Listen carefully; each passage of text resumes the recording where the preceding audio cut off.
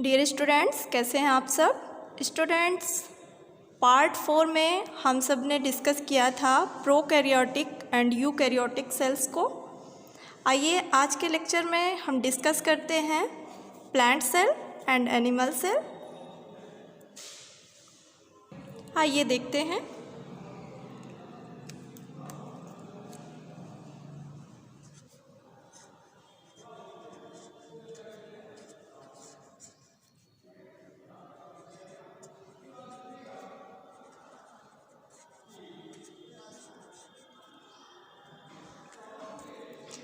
पादप कोशिकाओं में पाए जाने वाले सेल्स को प्लांट सेल कहते हैं। एनिमल्स कोशिकाओं में पाए जाने वाले सेल्स को, कोशिका को एनिमल सेल कहते हैं या जंतु कोशिका कहते हैं। आइए देखते हैं।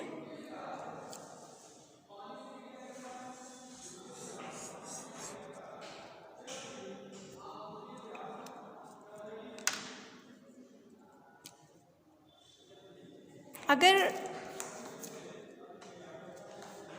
आउटर कवरिंग्स के तहत देखा जाए प्लांट सेल को, बाह्य आवरण के तहत देखा जाए प्लांट सेल को, तो जो पादप कोशिका होती है वो मोटी होती है, दृढ़ होती है और जो मृत कोशिका भित्ति होती है उसके द्वारा घिरी रहती है। फर्स्ट डिफरेंस है इसका। पादप कोशिका मोटी, दृढ़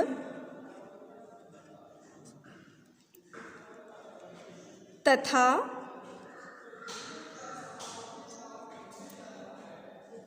मृत कोशिका भित्ति से घिरी रहती है,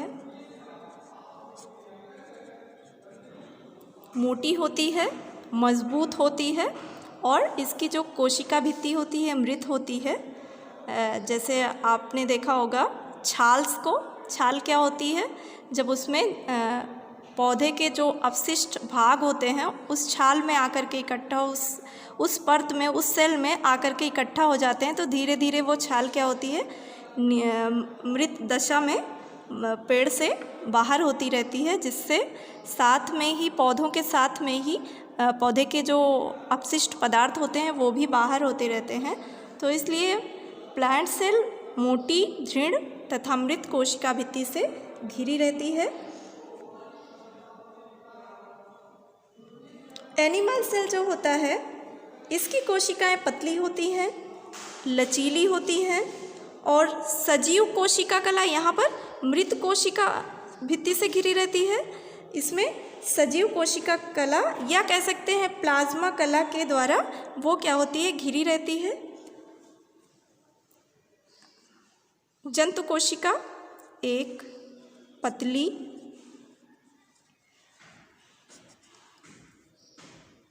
लचीली एवं सजीव कोशिका कला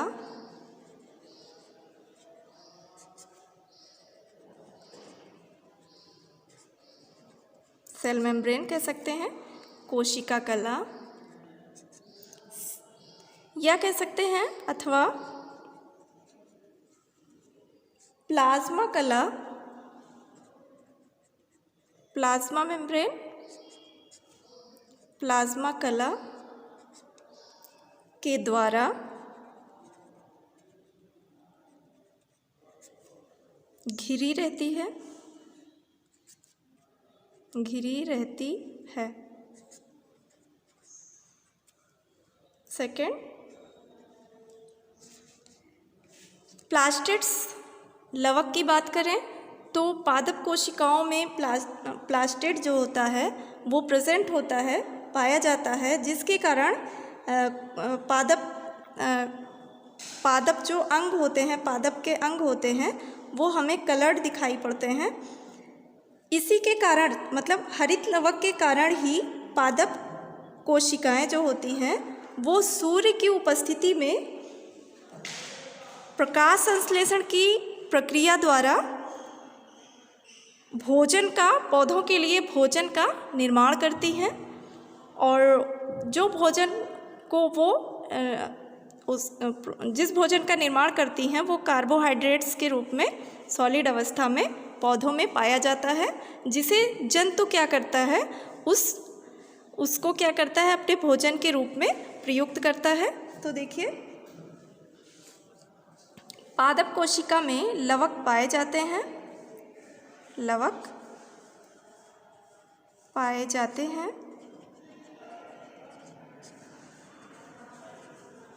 पादप कोशिकाओं में लवक पाए जाते हैं, जिनके कारण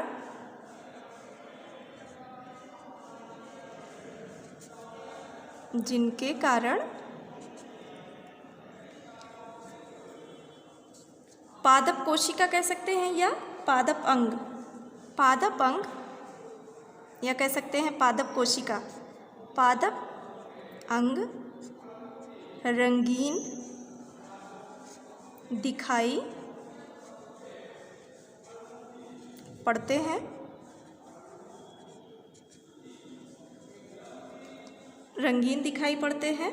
और अगर हरित लवक की उपस्थिति पौधों में होती है तो इसके उपस्थिति के कारण ही जो हरे पौधे होते हैं वो सूर्य का प्रकाश ग्रहण करके प्रकाश संश्लेषण की क्रिया द्वारा पौधों में भोजन, या कह सकते हैं प्रक्रिया द्वारा भोजन, पौधे जो होते हैं भोजन का निर्माण करते हैं। सेकंड, आपने देखा होगा एनिमल सेल जो होता है वो कभी भी उसकी बॉडी वो ग्रीन नहीं होती है। तो इसका अर्थ है कि जो लवक होता है वो जंतुओं में नहीं पाया जाता है। जंतु कोशिकाओं में लवक नहीं पाए जाते हैं।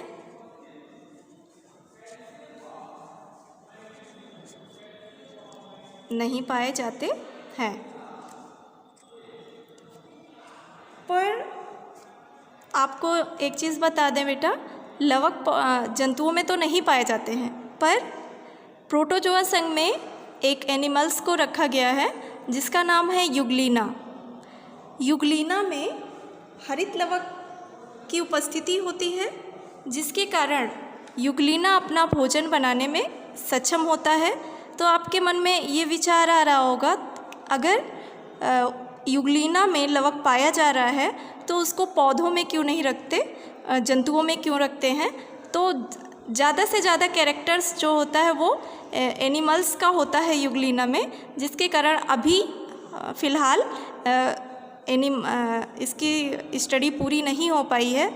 ये सामंजस्य दोनों में मतलब पादप वैज्ञानिकों में और जंतु वैज्ञानिकों में बना हुआ है कि इस लवक को, जो हरित लवक होता है, इसको पौधों में जंतुओं में रखा जाए कि पौधों में रखा जाए। इस चीज़ पे अभी बहुत चल रही है रिसर्च। फ़िलहाल इसे एनिमल्स में रखा गया है और यूग्लिना जो प्रोटोजोआ का सदस्य है उसमें लवक पाया जाता है, और बकिया जो जंतु कोशिका होती है उसमें लवक नहीं पाए जाते। तो एनिमल सेल्स में लवक नहीं पाए जाते। सिर्फ यूग्लिना ही एक ऐसा है अपवाद स्वरूप कि जिसमें लवक पाया जाता है। यूग्लिना को क्योंकि सामंजस्य बना हुआ है, इसी कारण से यूग्लिना को पादप जगत और जंतु जगत के बीच की कड़ी कहा जाता है। तो ये पॉइंट भी आप लर्न रखिएगा, क्योंकि इससे भी क्वेश्चंस जो होते हैं वो एग्ज़ाम्स में आते रहते हैं। आइए थर्ड पॉइंट देखते हैं।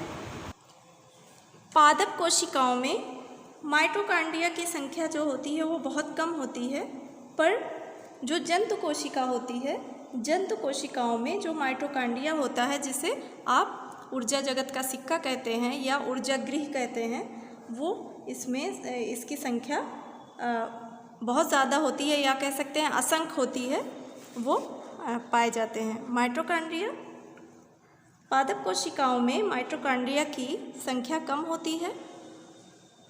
पादप कोशिकाओं में माइटो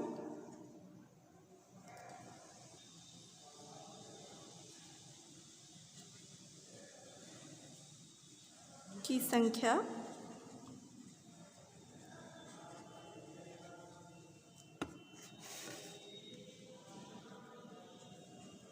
कम होती है।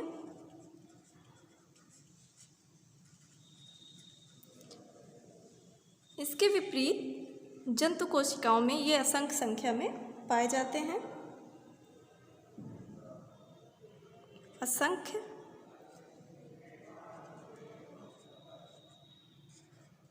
माइटोकॉन्ड्रिया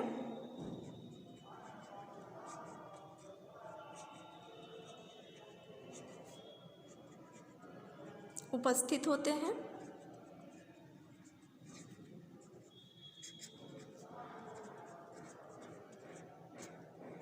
उपस्थित होते हैं। 4 पॉइंट, पादप कोशिकाओं में एक बड़ी केंद्रकीय रिक्तिका पाई जाती है, जिसके कारण जो केंद्रक होता है वो केंद्रक कोशिका द्रव्य में परिधि की ओर स्थित होता है। जो परिधि होती है कोशिका केंद्रक की, वो परिधि की ओर प्रेजेंट होता है। पादप कोशिका में एक बड़ी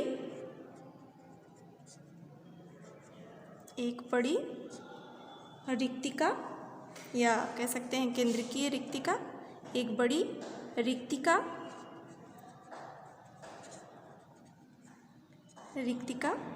पाई जाती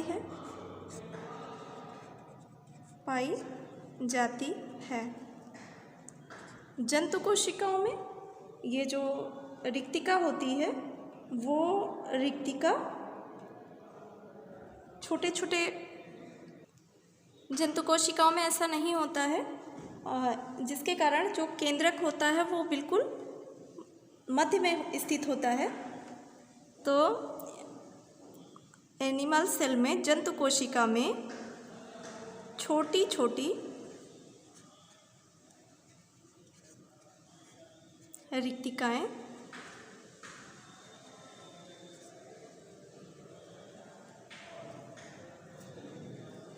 पाई जाती है, जिसके कारण जो केंद्रक होता है वो बिल्कुल मध्य में स्थित होता है।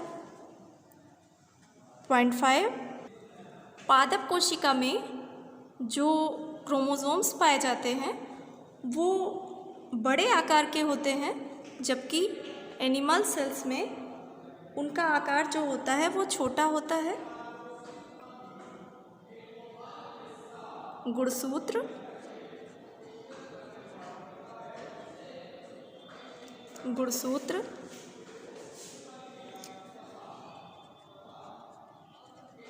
आकार में बड़े होते हैं,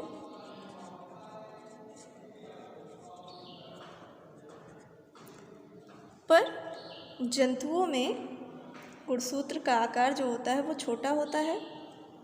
गुणसूत्र आकार में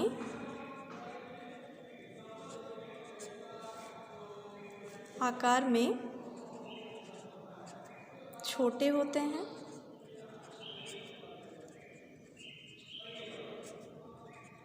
आकार में छोटे होते हैं। नंबर 6,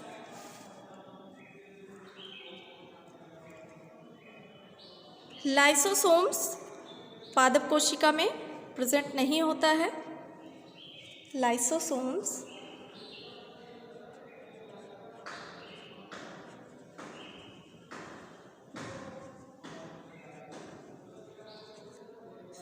पादप कोशिका में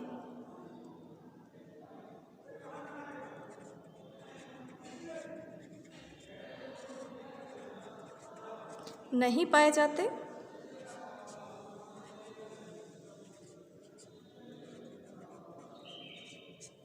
नहीं पाए जाते हैं, जबकि जंतु कोशिकाओं में ये पाए जाते हैं। लाइसोसोम्स जंतु कोशिका में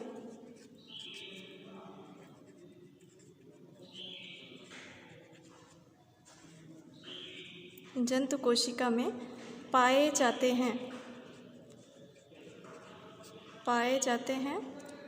लाइसोसोम्स जंतु कोशिका में पाए जाते हैं। और भी बहुत सारे पॉइंट्स हैं, आइए देखते हैं। पादप कोशिकाओं में क्योंकि दृढ़ कोशिका भित्ति पाई जाती है, हमने यहाँ पर बताया है दृढ़ कोशिका भित्ति पाई जाती है। दृढ़ कोशिका भित्ति अगर पौधों में पाई जाती है तो उसका आकार परिवर्तन नहीं होगा, जबकि जंतुओं में ऐसा नहीं होता है। जंतुओं में कोशिका जो होती है वो हमने बताया था पतली होती है और लचीली होती है। तो लचीलेपन के कारण ये आवश्यकता अनुसार अपने आकार को परिवर्तित कर सकने में सक्षम होती है। तो देखते हैं, दृढ़ कोशिका भित्ति होने के कारण दृढ़ कोशिका भित्ति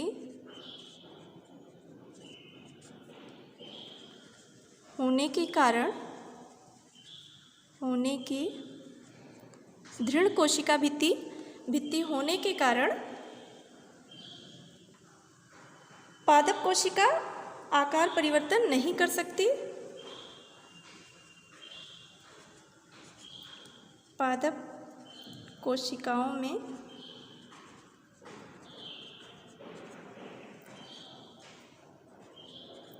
आकार परिवर्तन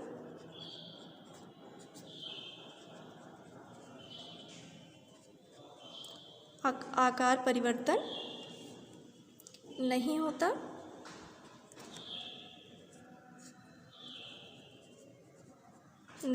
है। 7 पॉइंट, एनिमल्स सेल पतली और लचीली होती है। तो ये पतली लचीली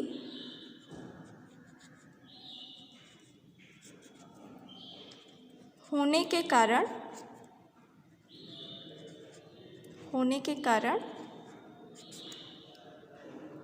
यह आवश्यकता अनुसार होने के कारण आवश्यकता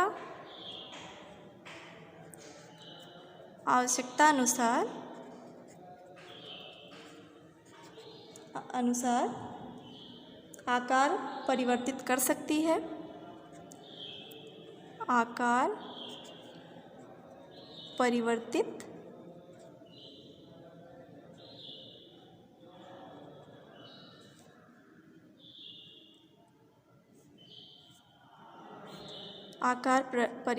कर सकती है।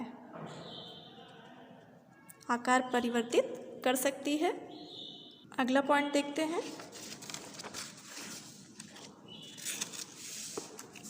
7 पॉइंट,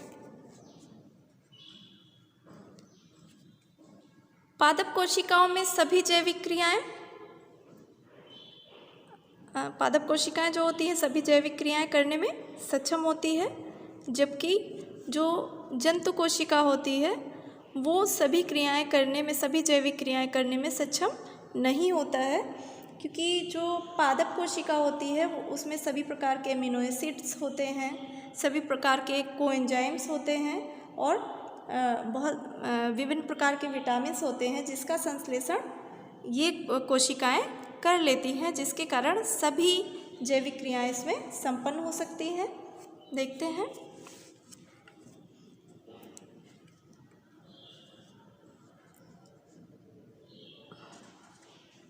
सभी एमिनो एसिड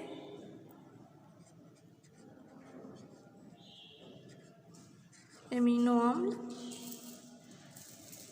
सभी एमिनो अम्ल,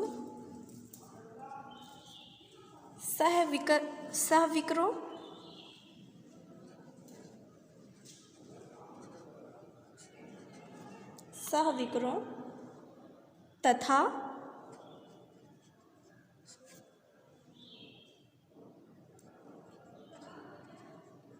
विटामिनों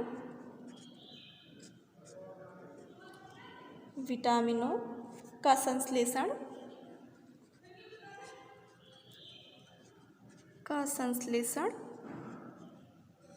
करने में सक्षम होती है। अर्थात कह सकते हैं कि सभी जैविक क्रियाएं करने में पादप कोशिका सक्षम होती है। जंतु कोशिकाओं में देखते हैं, जंतु कोशिकाएं सभी एमिनो एसिड, सहविकारों तथा विटामिन्स का संश्लेषण नहीं कर सकती। तो यह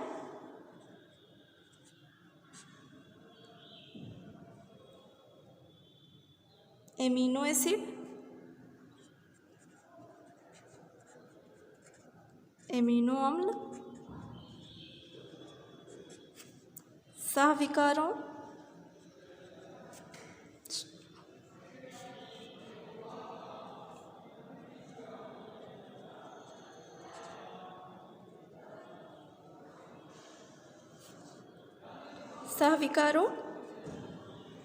तथा विटामिनों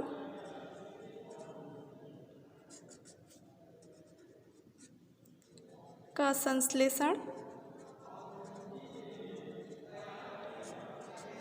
करने में सक्षम नहीं होती है। अगला पॉइंट, पादप कोशिकाओं में कार्बोहाइड्रेट्स मंड के रूप में यानी कि स्टार्च के रूप में पाए जाते हैं, जबकि एनिमल सेल में जो कार्बोहाइड्रेट्स होता है वो ग्लाइकोजन के रूप में पाए जाते हैं।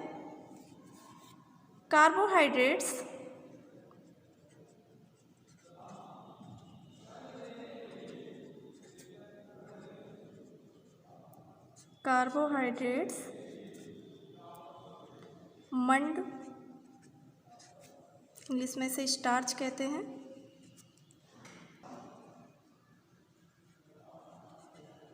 स्टार्च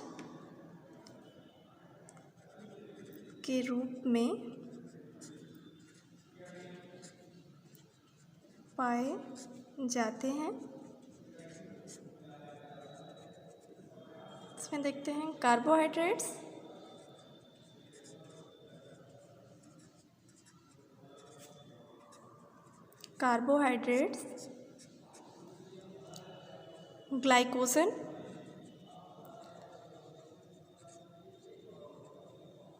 ग्लाइकोजन के रूप में पाए जाते हैं।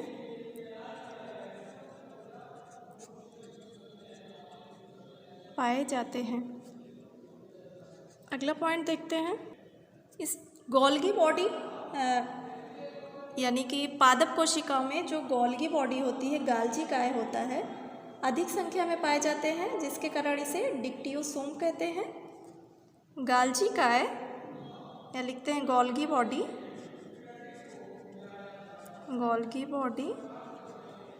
अधिक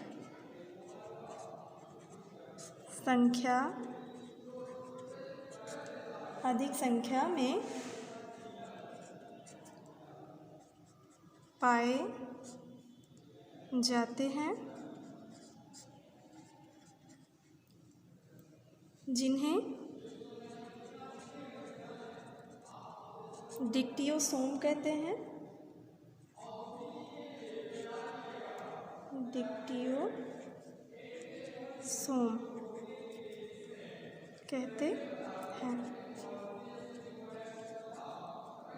जंतु कोशिकाओं में गाल्जी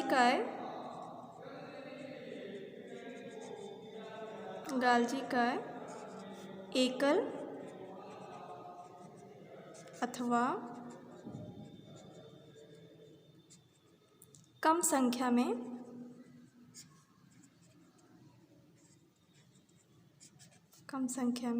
पाए जाते हैं।